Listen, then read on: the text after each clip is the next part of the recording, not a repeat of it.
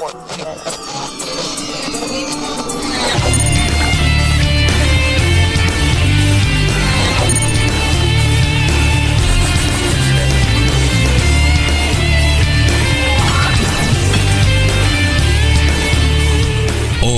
puede ser.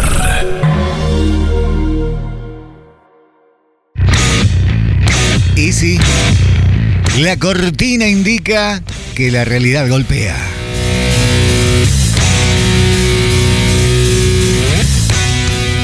Y para entenderla nada más y nada menos que nuestro experto en política, el magíster Alberto Martínez del Peso, licenciado en Ciencias Políticas, analista político, docente de nuestra universidad. Alberto, ¿cómo estás? Qué semanita difícil para elegir un tema a analizar. Sí, la verdad que sí. ¿Cómo les va a todos? Buen día.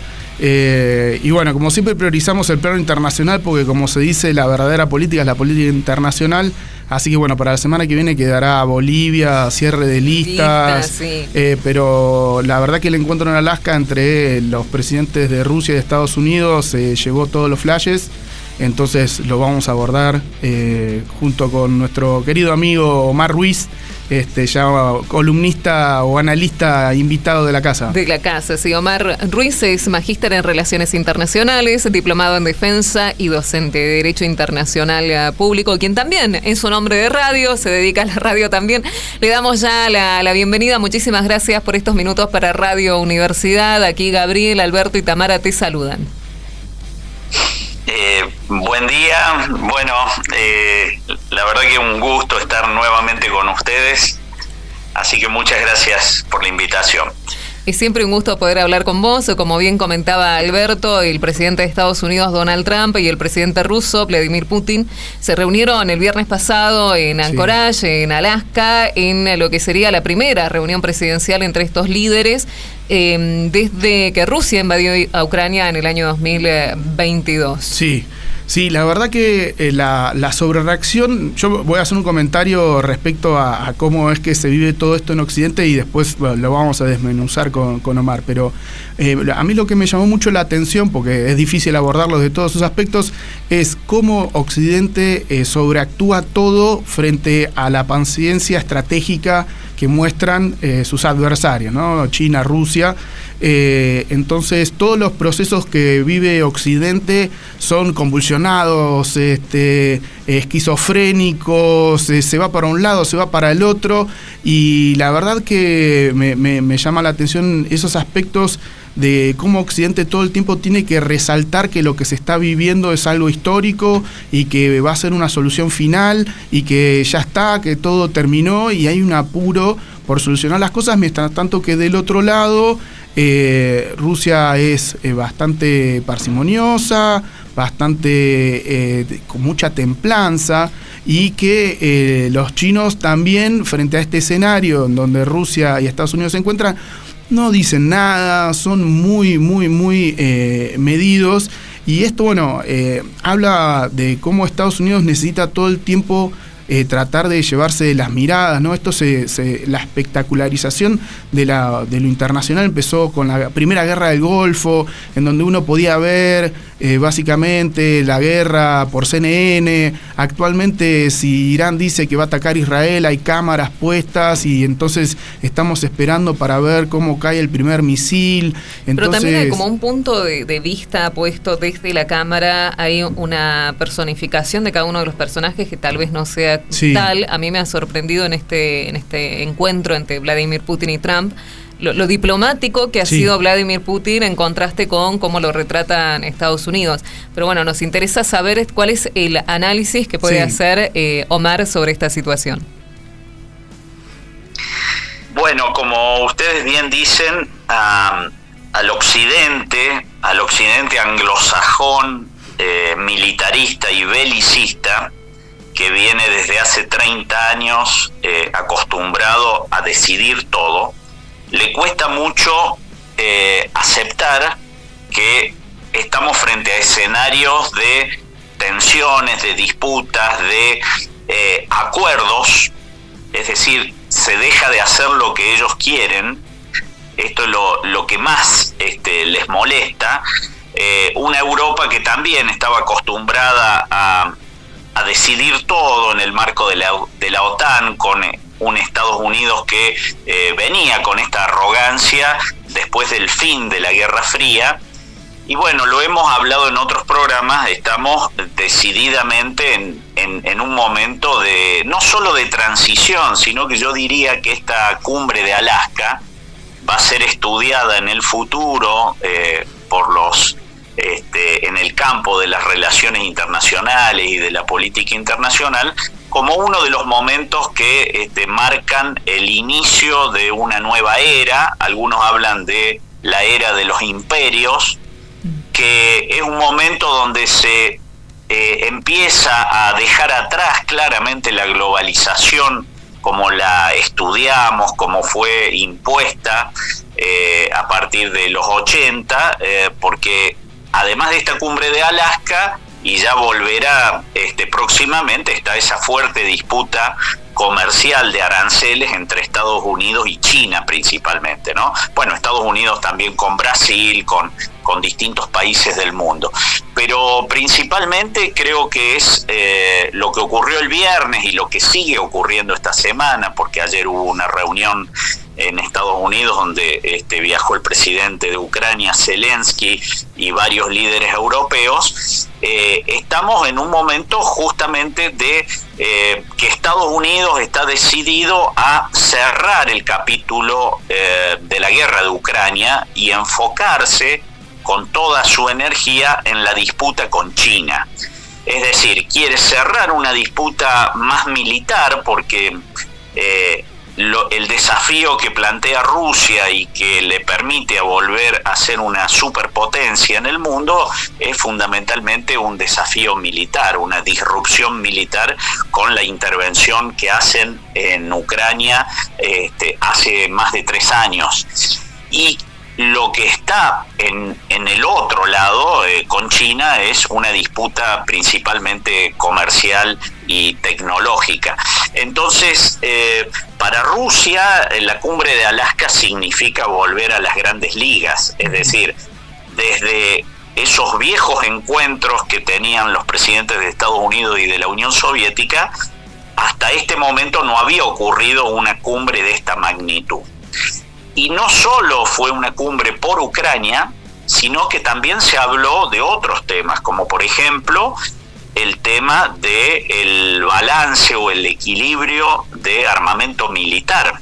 Estados Unidos hace unos años con Biden se retiró del Tratado de No Proliferación de Misiles de Corto y Mediano Alcance, y Rusia hace poco también anunció ese retiro como una respuesta a Estados Unidos. Bueno, es volver a los viejos tratados SALT y los tratados START, así se denominaban en los años 70, que era justamente ese equilibrio de armamento nuclear entre Estados Unidos y la Unión Soviética.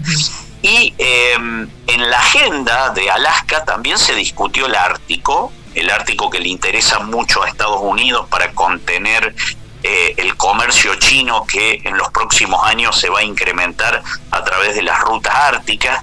Ahí Rusia está haciendo grandes inversiones en puertos porque ya es navegable 2 o 3 meses al año, y como indica el cambio climático en el mundo, ese lugar quizás va a tener más meses durante el año donde van a poder navegar los barcos mercantes chinos, y va a haber mucho comercio. Hoy Rusia está invirtiendo mucho en ríos, tiene una gran red fluvial en esos 17 millones de kilómetros cuadrados, para también vincular el comercio de Asia a través de Rusia hacia el Ártico y llegar de forma más rápida a los puertos europeos y de otros lugares.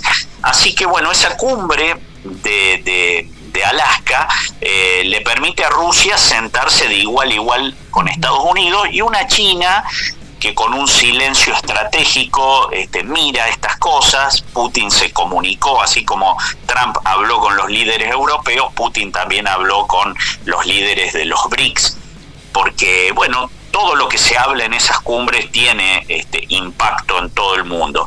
Y como curiosidad, pero también como mensaje, lo intercambiábamos estos días con Alberto.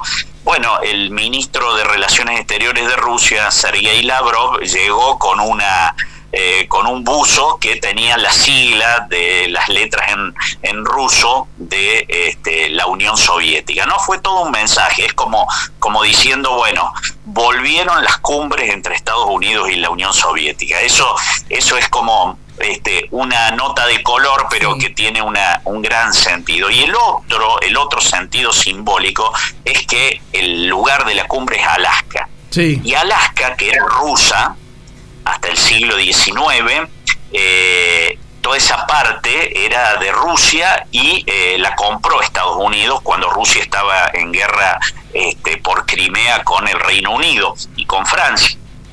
Y bueno, fue también un mensaje para decir, bueno, lo que en algún momento me perteneció después dejó de pertenecerme, y es un mensaje para Ucrania, ¿no? Como diciendo, bueno, Ucrania hoy es independiente, pero una parte de Ucrania es rusa, y también a partir de ahora tiene un reconocimiento internacional para que vuelva a Rusia. Son todos mensajes, hubo mucho gesto político, en Occidente se criticó mucho la alfombra roja, porque sí, como decía muy bien Alberto, venimos de años de rusofobia, que son los malos, que están aislados, que van a pagar por esta guerra, y el presidente de la principal potencia militar del mundo lo recibe a Putin con una alfombra roja, con un abrazo, con un apretón de mano, con un clima distendido, duro en la negociación seguramente, pero para afuera era la foto de dos grandes líderes mundiales que se sentaban a resolver un conflicto y a trabajar por la paz en esa zona. Me gusta este análisis que estás haciendo, y era en parte de lo que quería preguntarte, porque esta cumbre tuvo mucho de lo simbólico, ¿no? Si bien fue diplomática y no hubo un acuerdo formal, de hecho creo que Trump decía no hay trato hasta que haya trato, con lo que de alguna manera propone una nueva reunión, una nueva cumbre, y fue una cumbre bastante larga, pero que fue dejando todos estos actos simbólicos que ya de alguna manera nos van retratando lo que podemos esperar en el panorama internacional para la próxima década, ¿no? Estas tensiones de poder, de figuraciones y de toma de decisiones. Sí, como bien decís, Estados Unidos termina de reconocer a Rusia como una potencia global. Hasta hace pocos años, para Estados Unidos, Rusia era una potencia regional y la trataba con esa consideración. Evidentemente, como la OTAN no pudo doblegar a Rusia en la guerra de Ucrania, porque digamos, la guerra es entre Rusia y la OTAN. Ucrania es un país que ha permitido que la OTAN trate de contener a Rusia, no lo han logrado. Tampoco le ha sido fácil a Rusia vencer a Ucrania. Muchos al principio decían, bueno, Rusia va a arrasar, pero también hay que decir que Ucrania se venía preparando, como lo reconoció Angela Merkel, la ex canciller alemana, que los acuerdos de Minsk, que se celebraron en la capital de Bielorrusia en 2013-2014, fueron acuerdos para ganar tiempo. Ella misma lo dijo, es decir, ganar tiempo para equipar militarmente a Ucrania, para preparar este escenario, que ayer lo dijo bien Trump, es la guerra de Biden. Biden no hizo nada por parar la guerra de Ucrania. Hay que recordar que cuando Trump estaba terminando su primer mandato, Putin le envía una nota y le propone justamente esta cumbre de Alaska, se la propone Putin a Trump en el 2021, ¿no es cierto? Cuando terminaba el mandato de Trump. Y llegan los demócratas y no hay una respuesta, ni tampoco Naciones Unidas ni Europa hace esfuerzos diplomáticos para parar esta guerra. Y cuando a los 2 meses, en abril de 2022, a 2 meses de iniciadas las operaciones militares por parte de Rusia, se llega a Estambul por una mediación del presidente Erdogan, había un principio de acuerdo, y el Reino Unido, que tiene una rivalidad histórica con Rusia, interfiere para frenar ese acuerdo de paz que era bastante parecido a este, es decir, Ucrania le reconocía 2 zonas que son casi 100% rusas, ruso parlantes, ruso étnico, religión ortodoxa, idioma ruso, etcétera, etcétera, etcétera, y probablemente si se hubiera acordado ahí, los 2 países se hubieran ahorrado no solo vidas humanas en cientos de miles, que esto es la gran tragedia de la guerra, 2 pueblos hermanos. Yo siempre lo lamento porque más allá de que tenemos una visión multipolar de cómo son estas cosas y uno responsabiliza a Occidente, las guerras son lo peor que nos puede pasar como humanidad.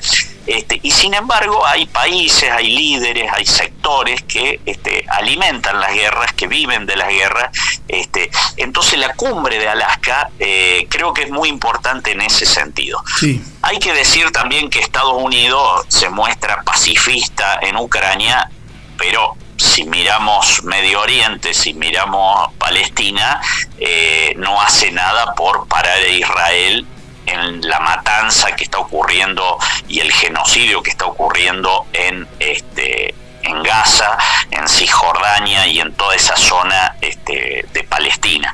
Así que bueno, tenemos este mundo, ¿no? Con estas contradicciones. Sí, una de las conclusiones que deja esto es un cambio doméstico en la política de Estados Unidos hace que quienes eran aliados pasen a ser disciplinados básicamente, como vimos en esa reunión de Trump y Zelensky, con lo cual los aliados de Estados Unidos tienen que tener mucho cuidado de qué es lo que hacen. Los chinos lo han dicho, los chinos han sacado una declaración en donde decían que vieron algunos hechos determinados con la política exterior de Estados Unidos, con Japón, con Alemania, y las consecuencias terminaban siendo nocivas para quienes terminaban subordinándose a Estados Unidos. Bueno, el caso de Ucrania es otro, es decir, en el 2014 empieza esa guerra civil, empieza a poner los muertos Ucrania, exacerbada por, como bien contaste vos, la OTAN, los británicos, puso los muertos, hasta el punto que actualmente no tiene un ejército por las grandes bajas, y por el otro lado, como bien decías vos, Occidente empujó la OTAN a Rusia al máximo. Por eso también destaco la templanza de Rusia, que al final terminó haciendo un quiebre, un game changer, como se dice, el misil Oreshnik, en donde ahí ya tuvieron que empezar a retroceder y a llegar a este punto, pero la OTAN presionó tanto a Ucrania para que siga en el campo de batalla, a Rusia con las amenazas de ataques a un territorio que se concretaron cuando esos drones desde el territorio ruso atacaron bombarderos estratégicos. O sea, llegó un nivel de tensión militar muy importante que contrasta mucho con el panorama actual de cómo Estados Unidos, por ser la principal potencia mundial, puede girar 180 grados sin pagar ningún costo aparente, ¿no? Porque hay grandes perdedores acá, como decías vos, los británicos, los alemanes, y después yo, si no soy aliado de Estados Unidos y al contrario estoy dudando de qué bando tomar en esta época de los imperios que bien decís vos, no me voy con Estados Unidos porque paga muy mal. Si yo soy la India, si soy Pakistán, los Emiratos Árabes, la verdad no trabaría ningún tipo de interés con los Estados Unidos, porque al final termina siendo nocivo para tus intereses. Sí, Alberto, como decís, bueno, estás describiendo un mundo occidental que se resiste a compartir el destino de la humanidad, como dicen muy bien los chinos, ¿no? En uno de sus principios de política exterior hablan de una comunidad de destino compartido, hablan de armonía, de encontrar en la cooperación internacional el camino que permita superar las guerras y resolver los grandes temas de la humanidad, o sea, hacia adelante. Y ya lo hemos vivido, están las pandemias, está el cambio climático, están las guerras, como estamos hablando ahora, está el manejo de la inteligencia artificial y las consecuencias que esto puede traer para el mundo. Entonces, bueno, y está un orden que entró en crisis donde los principales fracasos están en Naciones Unidas, una organización que se conformó justamente para la paz y la seguridad en el mundo y que ha sido incapaz, más allá del declaracionismo, de ser efectiva, porque bueno, tiene una estructura que es contradictoria con esos principios de paz y seguridad, en el sentido de que hay 5 países que son potencias nucleares y que tienen el poder de veto, es decir, de desconocer las decisiones que se toman en Naciones Unidas, por decirlo de alguna manera.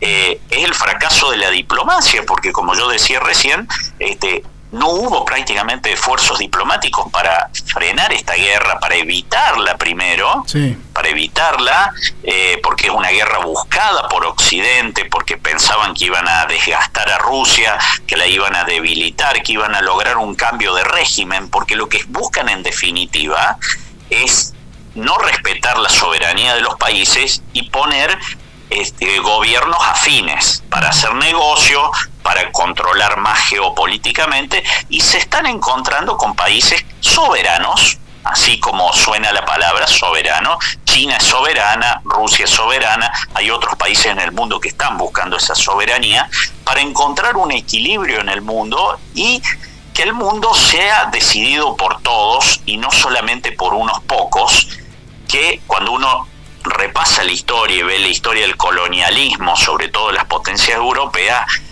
uno se pregunta cuánto han hecho por el mundo, ¿no es cierto?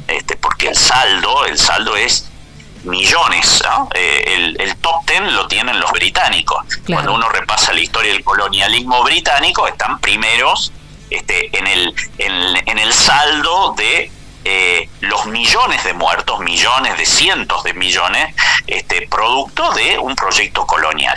Y así podríamos seguir en esa lista.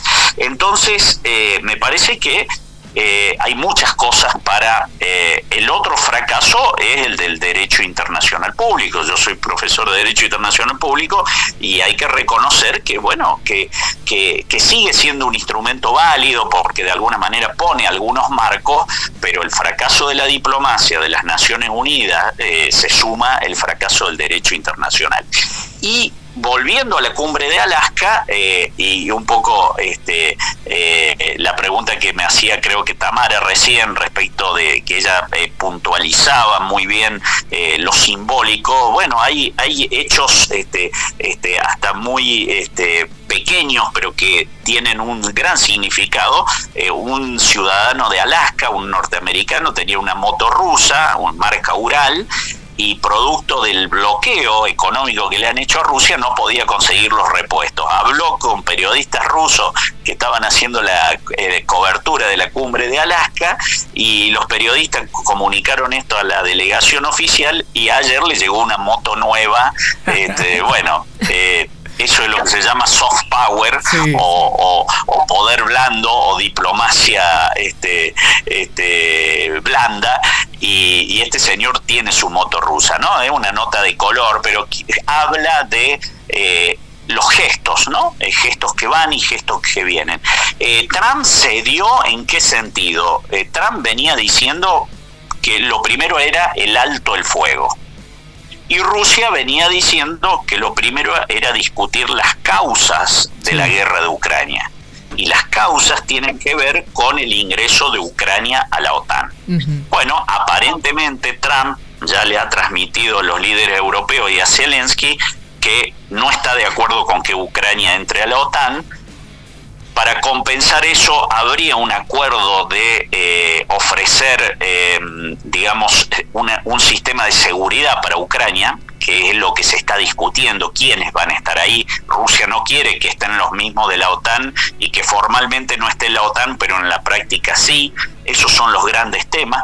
Después aparece el bloqueo económico a Rusia. Aparece también la confiscación de cerca de 400.000 millones de dólares que tiene Rusia en bancos occidentales. Así que hay una larga lista de temas.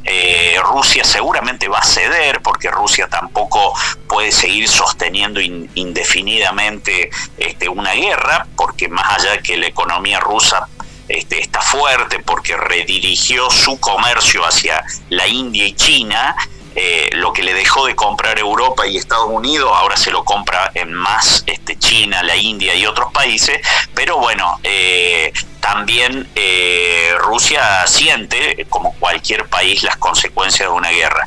Así que bueno, esperemos que en esta semana se habla de una cumbre entre Putin y Zelensky por un lado, y después una cumbre trilateral. Los europeos quieren aparecer como una cuarta pata. Se está discutiendo dónde se hacen estas cumbres, porque también es, como decía Tamara, muy simbólico el lugar. Ayer se hablaba de Hungría, que está en la Unión Europea, pero que al mismo tiempo el presidente tiene simpatías con Putin. Se habla de Ginebra por la neutralidad histórica de Suiza. En fin, en los próximos días, en las próximas semanas, este tema va a seguir con una gran intensidad y seguramente va a ser objeto de análisis en este programa y en programas de todo el mundo. Seguramente será así. Omar, agradecerte muchísimo por estos minutos para Radio Universidad. La verdad, completísimo el análisis. Creo que has cubierto todos los frentes que ha dejado esta cumbre, que ha sido extensa, si lo vemos en horas, pero que no ha dejado ninguna resolución evidente. Claro. Y seguramente va a dar mucho de qué hablar en el futuro, las futuras cumbres que se esperan en el margen de lo simbólico, sobre todo. Sí, lo que puedo decir es que hay acuerdo, de que va a haber acuerdo, pero hay que ver cómo se termina dando, porque bueno, hay muchos actores en puja, Europa no se quiere quedar afuera, como bien decía Omar, estas garantías de seguridad. Inglaterra, el Reino Unido tiene un acuerdo por 100 años, una cosa así, de cooperación mutua con Ucrania, que los británicos se metieron de cabeza en la guerra, están muy, muy comprometidos, y bueno, y Francia y Alemania no quieren ser menos, no quieren quedarse afuera, entonces están presionando. Hicieron esa reunión ayer en donde lo acompañaron todos juntos a Zelensky. Por eso los gestos, la verdad que son a veces hasta casi cómicos, en donde primero se junta Putin con Trump, y después los europeos van corriendo con Zelensky a juntarse.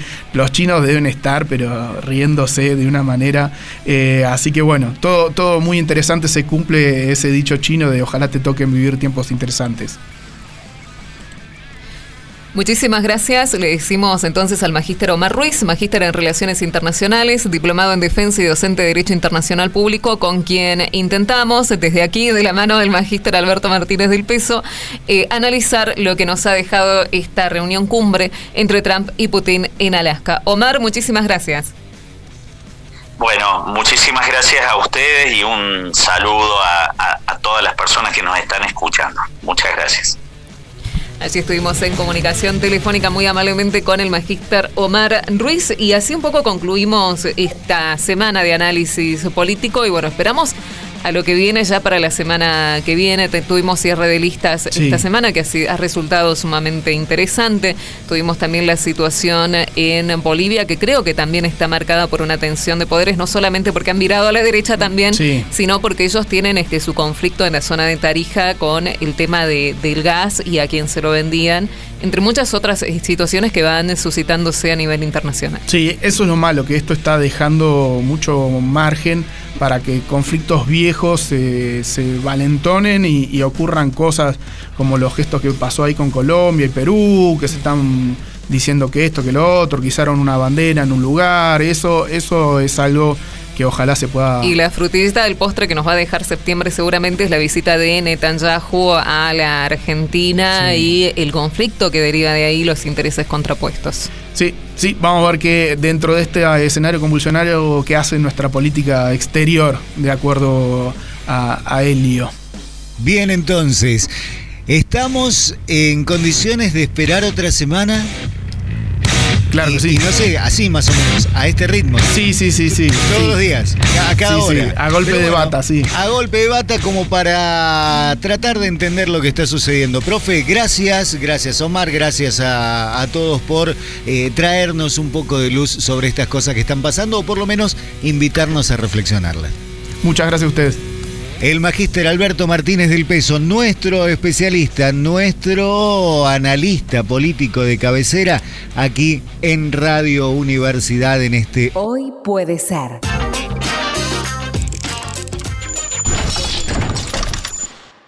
Porque lo que traiga el día depende de vos.